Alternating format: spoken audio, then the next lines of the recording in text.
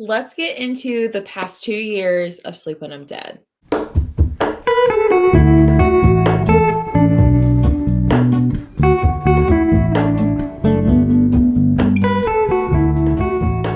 What is up, you guys? Welcome back to my channel. My name is Jessie, and today I'm doing something kind of exciting. I have never done this for my book club, but I have done this video in the past. It was also like super trendy here on YouTube a few years ago, and I feel like it's slowly coming back in a way, maybe not.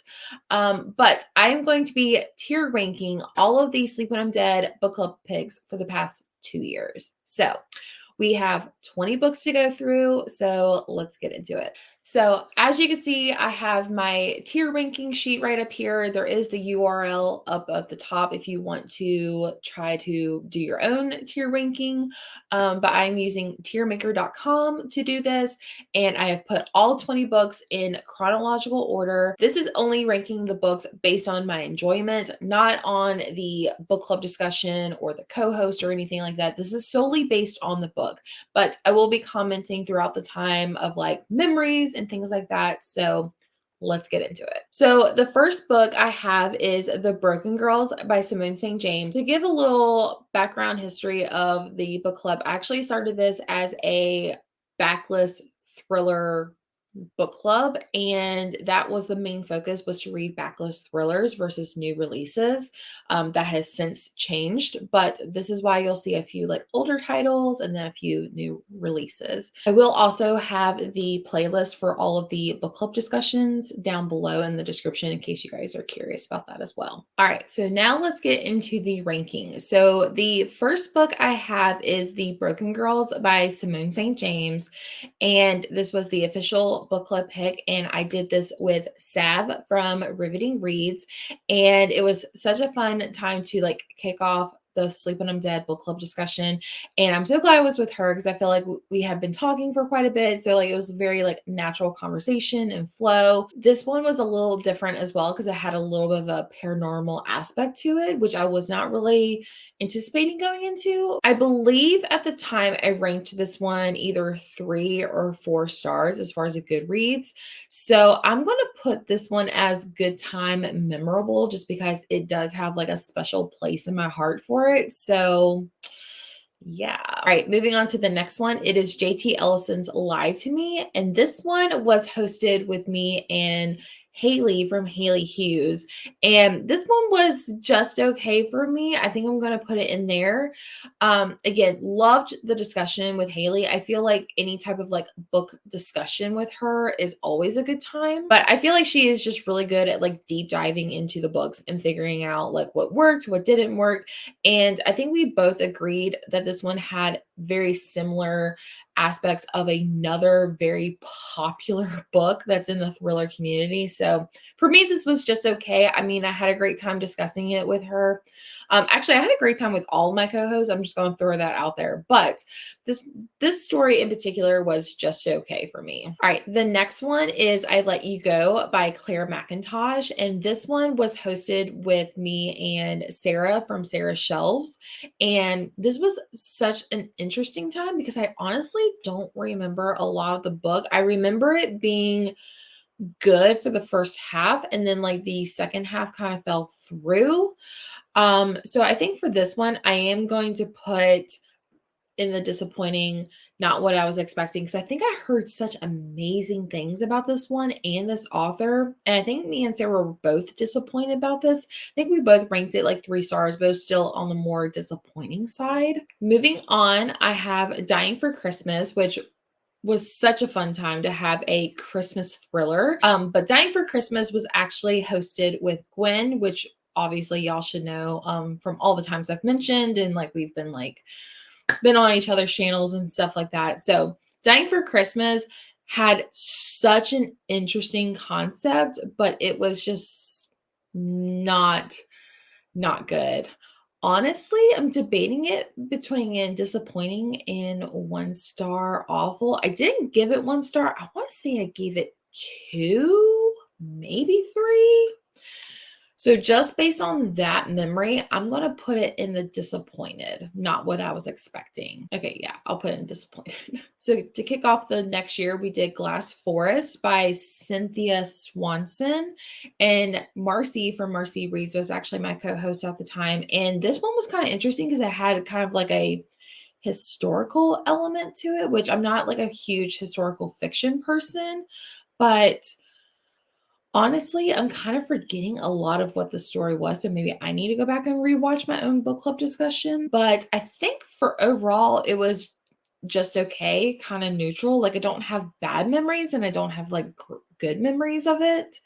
So I'm going to put it in the just okay neutral side. So now the next one is In My Dreams I Hold a Knife by Ashley Winstead, which fun fact, Ashley Winstead will actually be November's book pick for Midnight is the Darkest Hour. So I'm very excited for me and Elizabeth from Reading Riley to be discussing that one. But this one was the February pick for 2022, and it was from Jess from Books Past Bedtime, and I loved this book. I think at the time when I was doing half stars, I gave it 4.5, or no, sorry, 4.5 stars, and I loved it. It became like one of my favorites. I still have it on my bookshelf, so I'm gonna put it amazing became a favorite. So all right, the next one I have is The Good Samaritan by John Mars. This one was hosted by one of my really good friends, Jordan from Sorry Book Solid, and interesting enough, like I haven't had like a good track history with John Mars,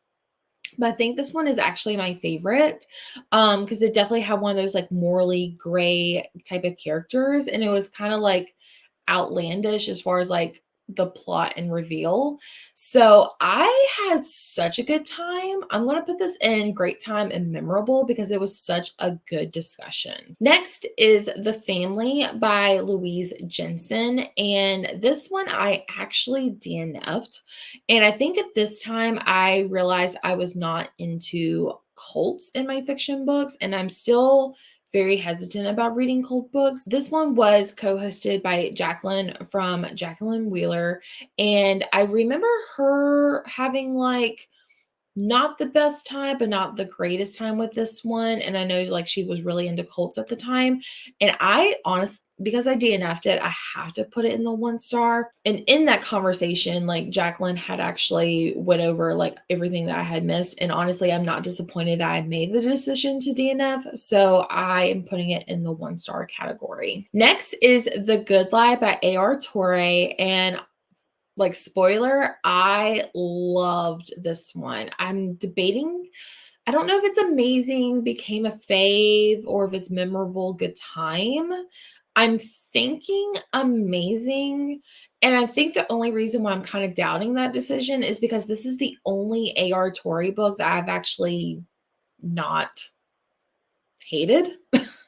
So I definitely recommend this one. This book discussion was with Ashley from Ashley's Little Library, and it was such a fun discussion. And honestly, I recommend this one all the time, and it's super short. So definitely recommend. So I'm going to put it in amazing, became a favorite, because I do recommend this one quite a bit. Next, I have I Know Who You Are by Alice Feeney, and I love Alice Feeney's writing, although recently her past 2 books have been like kind of fails for me.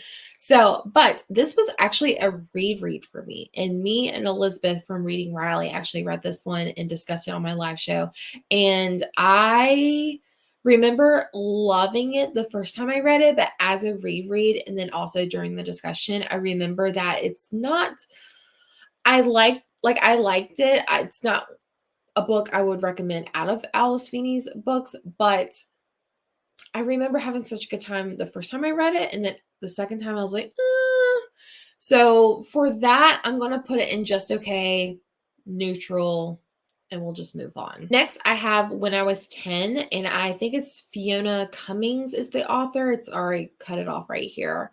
But me and Beth from Beth Saw Booked actually read this one, and I remember not really liking this one as much. And I think just because the synopsis had such a great premise, and then reading it, it just didn't execute very well.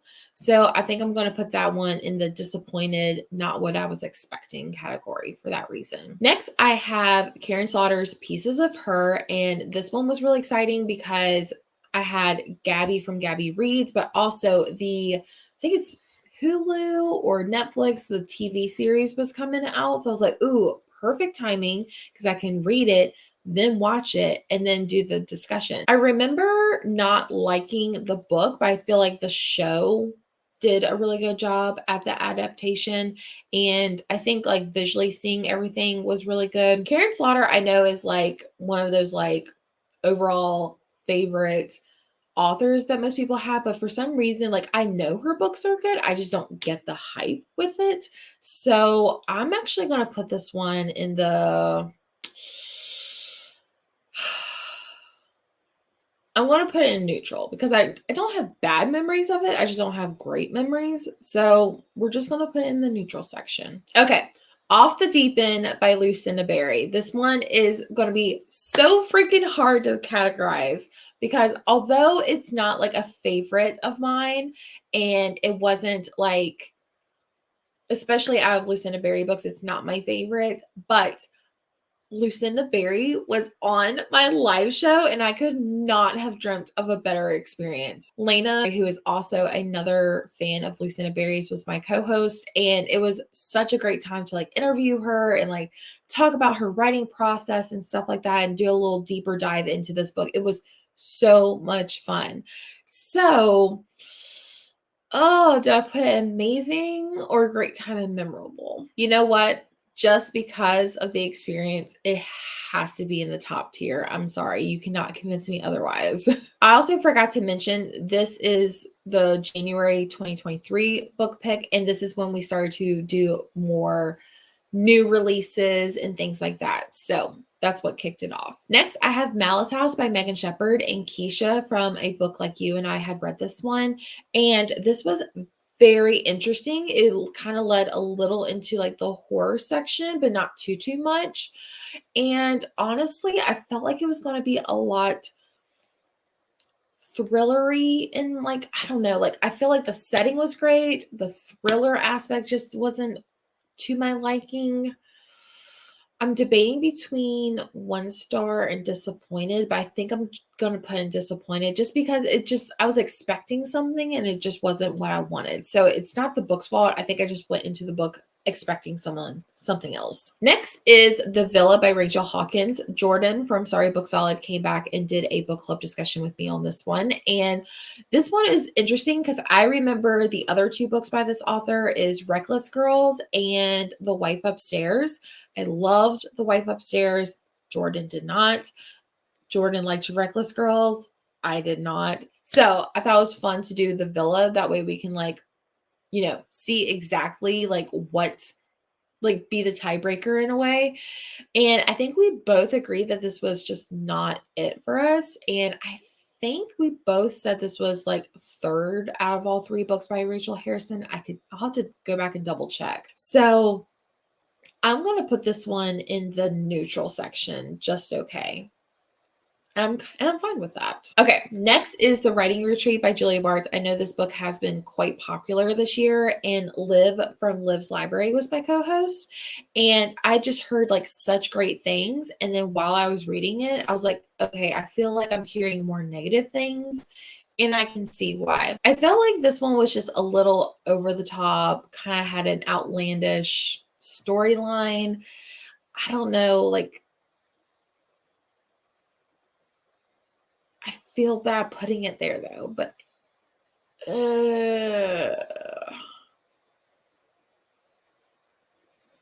I honestly don't know why I rate it. I want to say like 2 stars maybe. I'm literally debating between these two. Disappointed, not what I was expecting, or 1 star awful. I didn't give it 1 star, but it was pretty bad. I did it. Now I feel bad. Should I put it here? No, I feel more confident right there. I feel like it's not something that I'm saying like don't read this. I'm saying like this is not something I liked. So, all right, moving on to the final 4. I feel like I'm going to get such crap for this, but we have You Shouldn't Have Come Here by Geneva Rose. I loved this book for all the wrong reasons, and I'm very confident putting it in amazing became a favorite because I loved this book. I know it's so bad, but like it's so bad in the best ways. I loved it. Me and Summer read this book together for the month of May. And I remember after we did dedicated reading sprints, because we were kind of like in the same area, I remember her and I like theorizing, and I actually guessed the twist, but I'm actually not mad about guessing the twist, if that makes sense. So yeah, for that reason, I have to put amazing became a favorite because I loved it. All right, The Only Survivors by Megan Miranda. So this one, me and Elise from A Virgo Rising read together, and this one was just okay, kind of neutral. I feel like out of all the Megan Miranda books, this one is my favorite, but it was just a 3-star read for me. I'm pretty sure I gave it 3 stars. I'm pretty confident in that. So I think I'm just going to put it in just okay, neutral. It had one of my favorite like thriller tropes, which is like reunions, but this one was just not really what I was hoping for. I love that it was set at the Outer Banks because that's actually not that far from where I live. But yeah, I think just okay, neutral is a good spot. Okay. The Only One Left by Riley Sager. Are we at all surprised it's at the top? Because this was definitely a comeback book for Sager because like The House Across the Lake, don't even get me started on that book because we all know how I feel. This one, me and Gwen, like I mentioned before, she and I did this one. Actually, when I asked Gwen at the beginning of the year if she would be interested, she's like, yes, but I'm only doing the month of July because it's Riley Sager. I was like, okay, you win.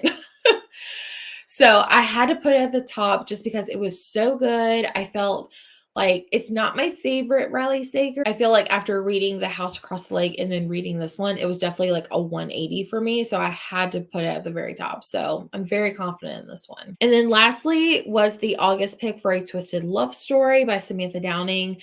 And although this one is not like a top favorite of mine, I did have Samantha Downing on the live show. So for that, I have such great memories, and I'm going to put it in great time memorable.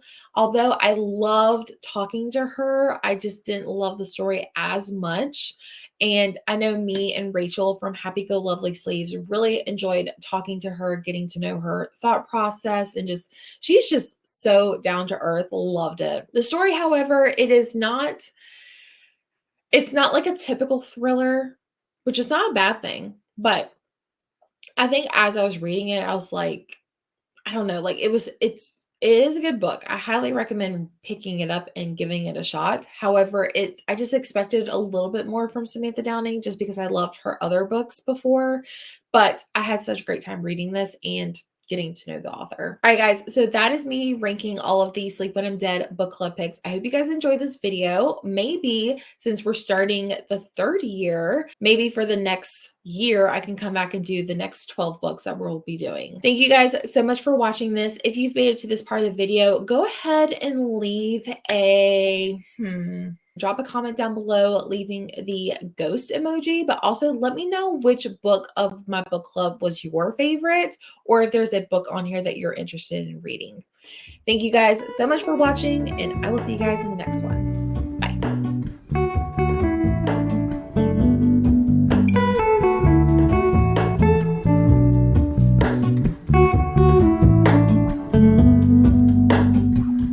Hello, Ramona.